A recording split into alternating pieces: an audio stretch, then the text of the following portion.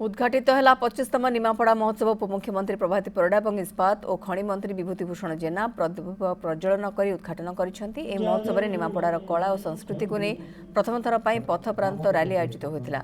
दोलवेदी छकु बाहरी यह rally town hall में पहुंची। सांस्कृतिक संध्यार निमापड़ा नृत्यालय द्वारा मधुर कास्टम, कोलकातार ध्रुवा इन्स्टिट्यूट द्वारा भारतनाट्यम, कोटपाड़ कला विकास केन्द्र द्वारा ढेमसा नृत्य और निमापड़ा नटराज एकाडेमी द्वारा क्रिएटिव डांस परिवेषण दर्शकों को मनमुग्ध करथिला।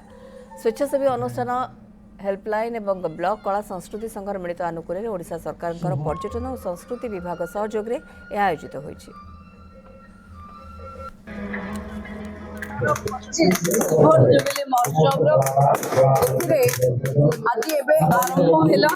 ये 3 दिन धरी मंत्री सांस्कृतिक कार्यानुष्ठान एवं शेष दिन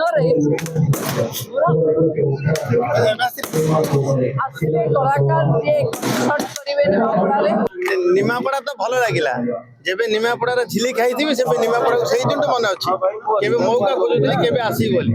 निमापड़ा महोत्सव तार रौप्य जयंती 25 वर्ष निरवच्छिन्न भाव हेल्पलाइन माने जो माने बंधु माने बहुत अक्लांत परिश्रम करी एक कथा को बंचाई रखिछंती।